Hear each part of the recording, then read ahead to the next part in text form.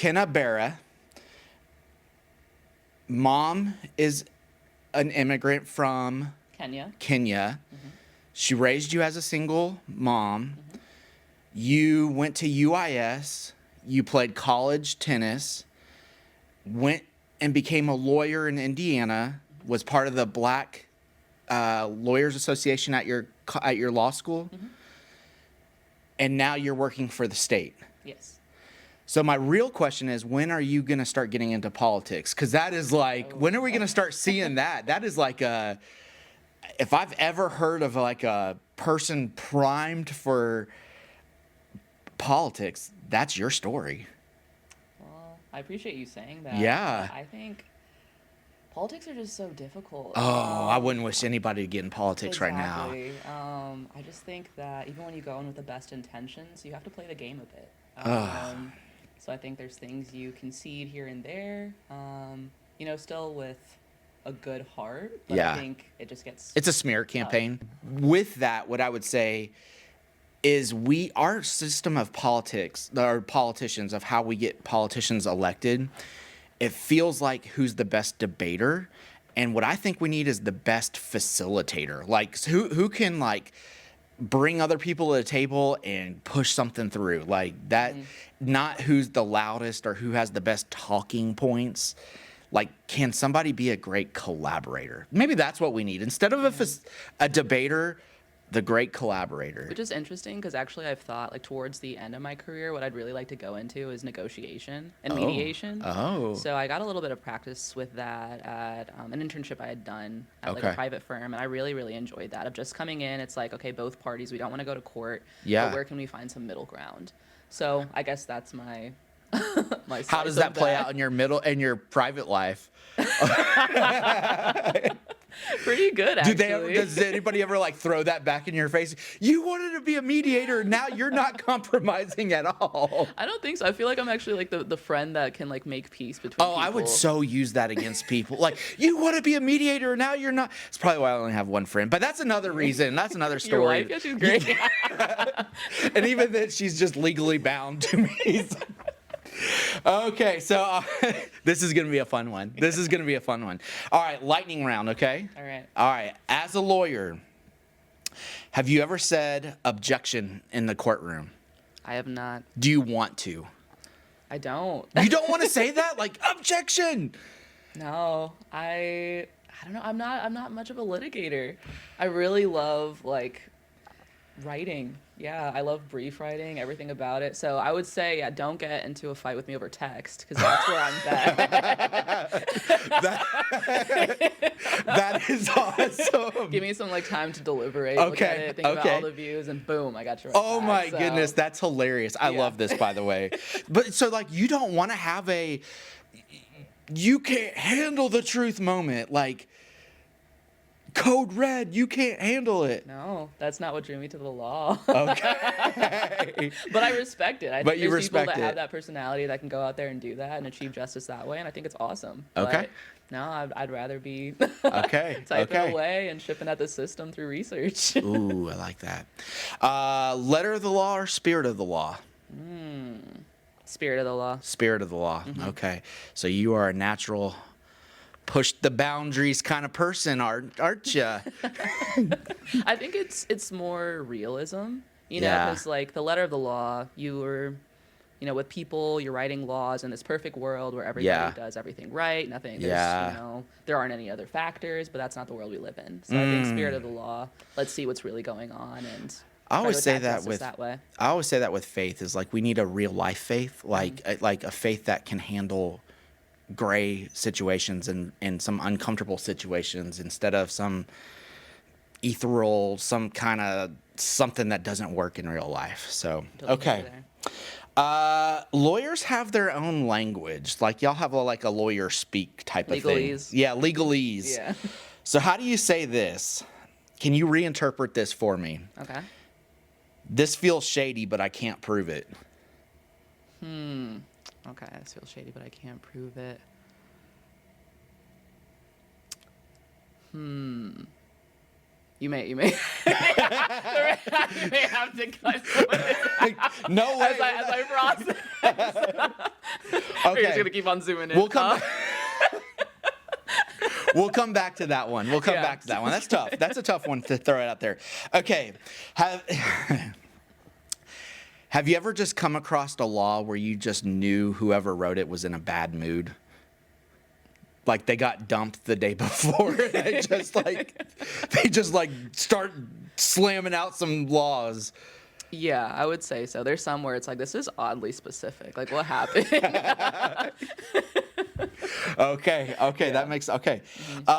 Here's one. Do you trust people more or less after becoming a lawyer? Oh, way less. Really? Yes. That's not inspiring to me whatsoever. Yeah, I think a lot of the cases that we see, some of the defendants are people that you would never expect to be doing certain crimes. All right, last lightning round question. Is the system fair? No. Why? Because I think kind of what I was saying earlier, we make these rules in a vacuum, and there's so many factors that go into it. So I think we can agree on certain crimes that are wrong, but then sometimes when you look at the why it happened, then it feels like somebody should have intervened earlier to have helped that person. So it's almost like I don't think you should now be in jail, like something failed you along the way. So it feels unfair that because of all these factors, you got here, you committed this crime, and now you have to face this punishment. But at the same time, it's like you have to think of the victim's perspective as well. So I think that's part of why criminal justice it's an adversarial system, and it's really important to have people who are doing their very best on both sides, because it's a whole story at all times. So I think as prosecutors, people kind of get caught up of thinking it's like you're just trying to put people away, but then you have these victims who are talking to you about these experiences they've been through. So it's like sometimes some of these laws were there to protect them for these exact reasons, but then you're on the defendant's side, and something may have happened to them, or they were facing really hard whatever circumstances in their life, and then unfortunately they made this poor decision. So you also have a heart for them. So it's just trying to balance that. So I don't think it'll ever fully be fair, but all we can do is just continue advocating as best we can on both sides, and hopefully achieve as best of justice as we can, and then also just really pour into community centers that help the youth. And are you a big advocate of that? It seems like you're a big advocate for investment, so people don't have to see you. Exactly. Essentially. Yeah. Okay. Yeah. Wow. Thank you for that. I really appreciate that honest answer. I struggle because I don't think the system's fair, and I do one small tiny thing. It's not tiny actually, but it's a massive thing. There's people who have been locked up for years for selling weed, and now there's corporations and pharmacies who are making money off of it, and they're buying yachts from it, Right. For the last 20 years or 30 years, people have been locked up, and wait, what? Exactly. Yeah. So, okay. And they're predominantly, not white people who have been locked up for that. Right. Would that be fair? Yeah, it's a fair assessment. Okay. Wow. Okay. So, lawyer / pickleball, Kena Bera. Yeah. I like it. All right, a little flavor. Yeah. He's getting comfortable. Yeah, I'm getting comfortable with that. Yeah. Okay, so here's my question. You are a safety lawyer. We went back and forth and on this because I was like, so what? How can we shorten it? And you're like, no, dude, that's my title. What is it? Tell me what a safety lawyer is. What is Safety Act, but yes, essentially. Oh yeah, you're all kinds of lawyer right there.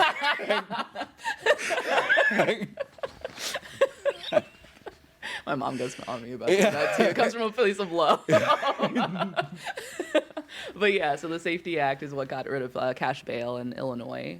So I say it's more of an equitable system. So it's no longer, who can bail you out? How much money do you have with your community? Essentially, it's based on whether they believe you'll flee. So it's willful flight or dangerousness. And all of those, there's a lot of factors that are built in that a judge is able to look at, and so to make that determination. And you've spent your professional career so far working on that. I have. It's crazy. It actually, went into effect in 2023, so like in September. And that's around the time I started my job in August of 2023. So I've actually got to see this area of law grow, which is so rare in the law. You know, like most things are so set in stone. But yeah. So we've been. So you've got to kind of be in the cutting edge of this law. Yeah. That's kind of a fun experience. Wow. What drew you to the law in the first place? Yeah. Speaking of 2023, do you remember me honking at you down on Cook Street or? Yes. Do you? I was like, hey.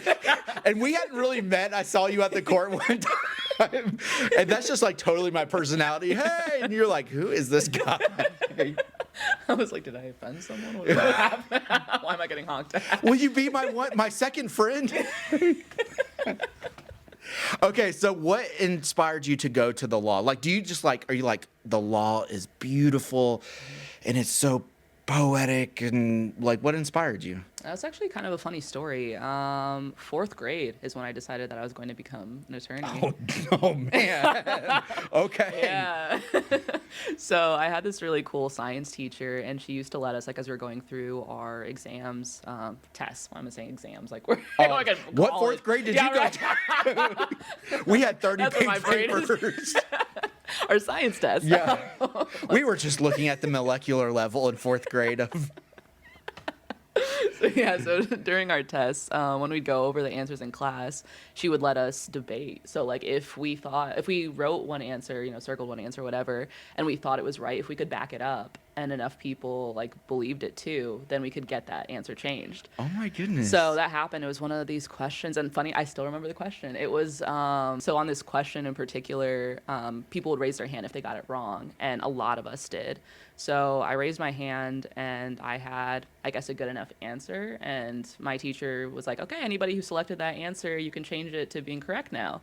And I remember like that feeling of like, wow, you know, I helped everybody in my class. I made an argument, and that was nice. And my fourth grade self knew that lawyers make arguments and help people. And I went home and I told my mom I'm going to be a lawyer one day. And she was like, okay, you know, because at that point I think I had wanted to be a photographer, wanted to be a teacher like her. So she's like, okay, maybe it's a little phase, but it never went away. That's interesting. And you had to make it, though. You had to make the argument, and now you don't want to make the argument. You want to write the argument. Mm-hmm. Interesting. So, like, when you see an edit, do you read the newspaper? Are you, like, old like me? Because I got these grays coming. Do you read the newspaper? Or, like, do you read news?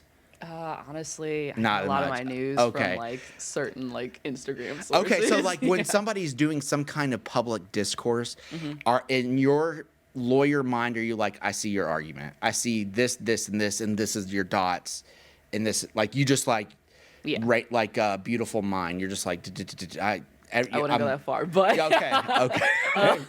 A very okay mind. Okay. A nice mind, if you will. So going to your world and being a lawyer, what do law schools not prepare you for? Ooh. Like, as you're in the real world, what do they you're like, yeah, that's not what they prepared me for. Honestly, I think in a lot of like the research office politics. Some of that.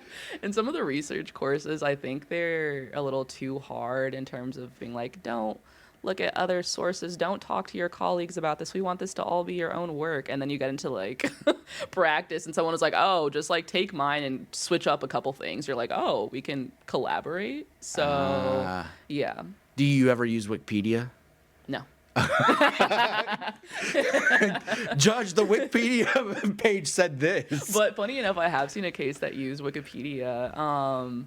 It was like there was a shooting that happened, and they compared the shooting to like something that would happen in GTA. Oh no, and they then did they not. added a citation from Wikipedia about what Grand Theft Auto is. Oh my goodness. Well, the new generation, it's going to be a very interesting new generation as we come up. Mm-hmm. Last question on lawyering. What do you want us to know about lawyering? Like, what do you want us to know about your job, your experience? You're still kind of at the first quarter of it, I would say, like after graduate school. Yeah. I'd say that if you have a passion for the law, there's a place for you. Oh. Yeah. I've been exposed just to not breaking the passion for breaking. There's no right. The place for you isn't so fun.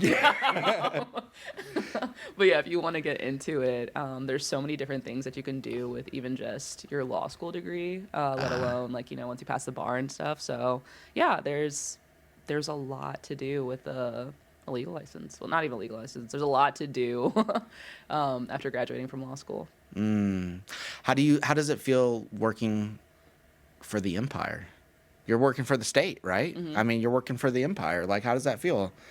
I like it. I think private practice is fantastic, and I think people do a lot of like good work there. I think what's difficult though is that you want to help, like your next door neighbor and all of these kind of things, but at the same time you have to get in money from like bigger corporations and those kind of, I don't know, entities, which can sometimes be problematic. So I feel like with private practice, because I've watched Law and Order and Boston Legal, I feel like with that there's a greater chance for you to feel morally dehydrated being in private practice versus working for the state. Do you agree or no? I would say I agree for the most part. For the most part. Yeah, because I mean, I think with what I do, I don't know, say what they do, like the Attorney General's office, like what kind of cases they're handling. So even within like that's true. The state, I couldn't tell you I know what like each branch is doing and how they feel about like the happiness, their happiness essentially. Because you just get different cases. You work in different departments that handle various issues. So I think with me, it's mostly like just criminal. And I love criminal law. I think it's very interesting. But I think if you get into like family law, I know can be really draining. At one point, actually, when I went into law school, I really wanted to become an immigration attorney. Yeah. And then we took a course, and we actually had these people who came in. And they talked to us about how they were doing asylum cases. So they had trauma. What was it?